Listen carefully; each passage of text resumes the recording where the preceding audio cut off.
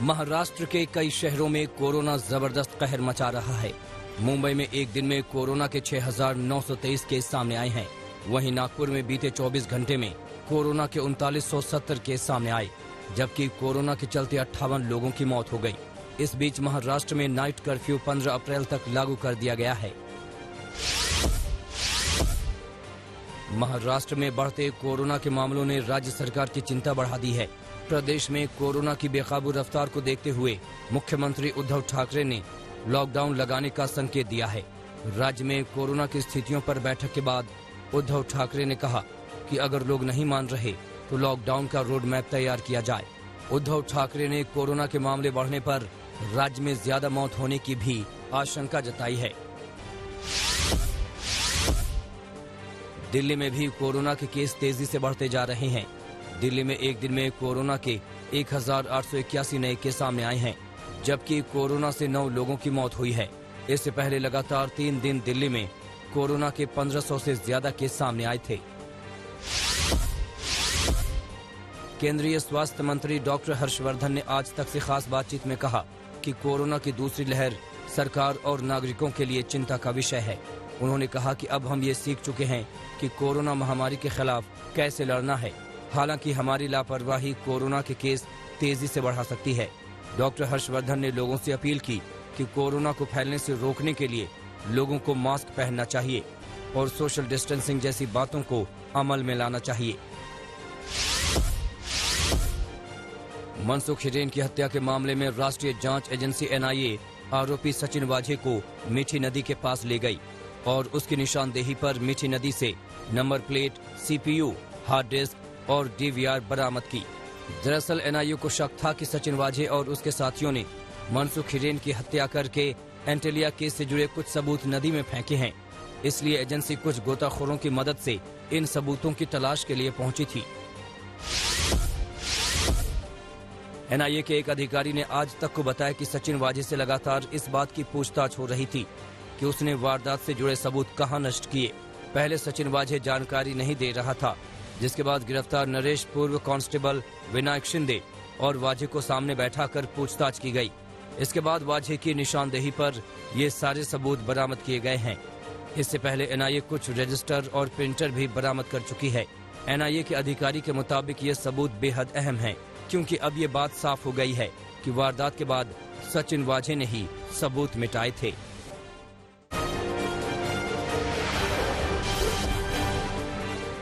केंद्रीय गृह मंत्री अमित शाह ने पहले चरण के मतदान के बाद पश्चिम बंगाल और असम के चुनाव में बीजेपी की जीत का भरोसा जताया है। अमित शाह ने दावा किया कि पश्चिम बंगाल में पहले चरण की 30 में से 26 सीटों पर बीजेपी जीत हासिल करेगी और चुनाव में 200 से ज्यादा सीटों पर जीत हासिल करके पश्चिम बंगाल में अपनी सरकार बनाएगी। इसके साथ अमित शाह ने पहले चरण में असम की 47 में से 37 सीटें जीतने का दावा किया। पश्चिम बंगाल में पहले चरण की सीटों को लेकर गृह मंत्री अमित शाह के दावे पर ममता बनर्जी ने हमला बोला। ममता बनर्जी ने कहा कि अमित शाह ने 30 में से 4 सीटें TMC के लिए क्यों छोड़ दी। उन्होंने कहा कि गृह मंत्री कैसे कह सकते हैं कि बीजेपी को 26 सीटें मिलेंगी, क्या उन्होंने मशीन में देखा है। इसके साथ ही ममता बनर्जी ने केंद्रीय सुरक्षा बलों पर वोटरों को धमकाने का आरोप लगाया। पश्चिम बंगाल में 1 अप्रैल को दूसरे चरण की वोटिंग होनी है। इस चरण में नंदीग्राम में भी वोट डाले जाएंगे। दूसरे चरण की वोटिंग से पहले ममता बनर्जी ने नंदीग्राम में ही डेरा जमा लिया है। आने वाले 2 दिनों में ममता बनर्जी नंदीग्राम में ताबड़तोड़ चुनावी कार्यक्रम करने वाली हैं। कल नंदीग्राम के एक कार्यक्रम में ममता बनर्जी ने कहा कि मेरी चोट के पीछे बिरुलिया बाजार और नंदीग्राम का कोई दोष नहीं है। ममता ने कहा कि गाड़ी पिलर में नहीं लगी और 4 से 5 लोगों ने उन्हें धक्का मारा। बीजेपी भी नंदीग्राम सीट पर ममता बनर्जी को हराने के लिए कोई कसर नहीं छोड़ना चाहती। गृह मंत्री अमित शाह दूसरे चरण के चुनाव प्रचार के आखिरी दिन 30 मार्च को नंदीग्राम पहुंचेंगे और शुभेंदु अधिकारी के लिए प्रचार करेंगे। शिवसेना के मुखपत्र सामना में लेख के बाद महाराष्ट्र सरकार के सहयोगी दलों में खलबली मची हुई है। सामना के लेख पर आपत्ति जताते हुए डिप्टी CM अजित पवार ने कहा कि NCP में कोटे से किसे कौन सा पद मिलेगा ये शरद पवार तय करते हैं। किसी दूसरे को इस पर सवाल करने का कोई अधिकार नहीं है। खासकर महाविकास अघाड़ी गठबंधन के लोगों को इस तरह के बयान गठबंधन में समस्या पैदा करेंगे।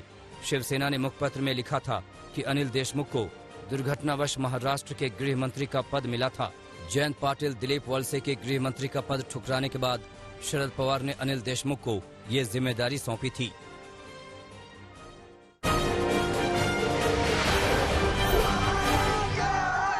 देश भर में होली के रंग बिखर रहे हैं। होलिका दहन के साथ ही होली का जश्न शुरू हो गया। स्वर्ण नगरी जैसलमेर में तमाम जाति समुदायों के लोगों ने मिलकर होली का जश्न मनाया। पारंपरिक लोक नृत्य गैर की भी धूम रही। जैसलमेर की होली की तुलना भी ब्रज की होली के साथ की जाती है। सुनार दुर्ग स्थित नगर आराध्य लक्ष्मीनाथ जी के मंदिर में भगवान के साथ भक्तों ने होली खेली। कुल्लू में भी होली के रंग देखने को मिले। यहाँ बंजर इलाके में स्थानीय लोगों ने जमा होकर परंपरागत तरीके से होली मनाई। रांची में हरमू स्थित देवी मंडप के सामने होली का दहन अलग तरीके से हुआ। 100 साल से भी ज्यादा समय से यहाँ परंपरागत तरीके से होली का दहन होता है। बड़ी संख्या में सुहागिन महिलाएं कार्यक्रम में शामिल हुईं और मन्नतें मांगी। हरिद्वार में संत भी होली के रंग में रंगे दिखे। साधु संतों के साथ आईजी कुंभ और अखाड़ा परिषद के अध्यक्ष ने भी ठुमके लगाए। श्री निरंजनी अखाड़े में मनाई गई होली में जमकर फूलों की बारिश हुई। संतों ने इस बार कोरोना के चलते रंगों की बजाय फूलों से होली मनाई। होली पर देवघर के विश्व प्रसिद्ध बाबा मंदिर में होली की पर्व की शुरुआत हो गई। देवघर एकमात्र जगह है जहां होली पर हरि का हर से मिलन होता है। अनूठे अनुष्ठान को देखने एवं इस मौके पर हरि और हर पर अबीर गुलाल डालने के लिए दूर दूर से लोग जुटे। ये अद्भुत क्षण रविवार शाम तकरीबन 7:40 पर आया। इस दौरान पूरा मंदिर परिसर मदन गोपाल की जय, कन्हैया लाल की जय घोष से गूंज उठा। उज्जैन में पहली बार होली पर बाबा महाकाल का आंगन सूना दिखा। होलिका दहन से पूर्व बाबा महाकाल को गुलाल लगाया गया। 16 पुजारियों 2 सहायक पुजारियों ने भी ये रस्म पूरी की। देश के तमाम शहरों कस्बों में बीती रात होलिका दहन भी हुआ। लखनऊ के सदर बाजार में तमाम लोग इकट्ठा हुए और होलिका दहन किया गया। भोपाल में भी होलिका दहन का जोश दिखा। बड़ी तादाद में लोग इस शुभ मौके पर मौजूद थे। विधिवत पूजा के साथ होलिका दहन किया गया।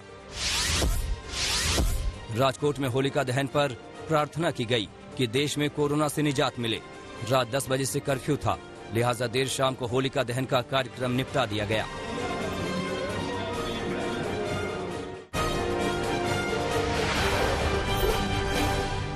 बिहार के नालंदा में हादसे में 7 लोगों की मौत के बाद जमकर हंगामा हुआ। यहां तेलहरा थाना क्षेत्र में एक अनियंत्रित ट्रक ने कई लोगों को रौंद दिया, जिसमें 7 लोगों की जान चली गई, जबकि 50 से ज्यादा लोग गंभीर रूप से घायल हुए हैं। इस भयानक दुर्घटना के बाद लोगों का गुस्सा पुलिस पर फूटा और लोगों ने तेलहरा थाना क्षेत्र में आग लगा दी। लोगों ने पुलिस पर पथराव भी किया, जिसमें एएसआई जख्मी हो गए। वहीं मुख्यमंत्री नीतीश कुमार ने मृतकों के परिवारों को 4 लाख रुपए के मुआवजे का ऐलान किया है। चंदौली में पुलिस को बड़ी कामयाबी मिली है। यहां पुलिस ने बिहार ले जा रही प्रतिबंधित दवाइयों की खेप बरामद की है। जानकारी के मुताबिक आलू के बोरों में छिपाकर प्रतिबंधित कफ सिरप फेंसिडिल बिहार ले जा रही थी। पुलिस ने 85 पेटी कफ सिरप के साथ 3 लोगों को गिरफ्तार किया है। जब्त की गई 9,500 शीशियों की कीमत करीब 17 लाख बताई जा रही है। पुलिस आगे की तफ्तीश में जुट गई है। छत्तीसगढ़ के बिलासपुर में पुलिस वालों पर एक नागा साधु के साथ हैवानियत करने की खबरें सामने आई हैं। आरोपों के मुताबिक पुलिस कर्मियों ने इस नागा साधु को पकड़ा और उसके पास से अब तक इकट्ठे किए हुए 1.25 लाख रुपए छीन लिए। नागा साधु के मुताबिक जब उसने विरोध किया तो पुलिस कर्मियों ने नागा साधु को जमकर पीटा। नागा साधु का आरोप है कि अलग अलग अखाड़ों से मिले उसके प्रमाण पत्र और जरूरी दस्तावेज भी पुलिस कर्मियों ने छीन लिया। नागा साधु अब इंसाफ की गुहार लगा रहा है। मध्य प्रदेश के खंडवा में एक थर्मल पावर हाउस में भयानक आग लग गई। ये आग थर्मल हाउस के मैदान में रखे स्क्रैप और घास में लगी। आग इतनी भयानक थी कि यहाँ रखे रबर के बेल्ट और पुराना स्क्रैप जलकर खाक हो गया। बहुत मशक्कत के बाद फायर ब्रिगेड की 3 गाड़ियों ने आग पर काबू पाया। अभी इस बात की जांच की जा रही है कि आग कैसे लगी। मध्य प्रदेश के ग्वालियर में इंजीनियर के एक छात्र ने सागरताल में कूदकर जान दे दी। छात्र का स्कूटर बहोड़ापुर में सागरताल के करीब ही मिला है। छात्र ने एक सुसाइड नोट भी पत्थर से दबाया हुआ था। छात्र ने सुसाइड नोट में लिखा कि वो घर में बैठे बैठे परेशान हो गया था, इसलिए जान दे रहा है। उसकी मौत का जिम्मेदार कोई नहीं है। छात्र ने इसी साल 12वीं पास करके बीटेक फर्स्ट ईयर में एडमिशन लिया था, मगर कोविड के चलते कॉलेज बंद होने की वजह से घर में रह रहा था।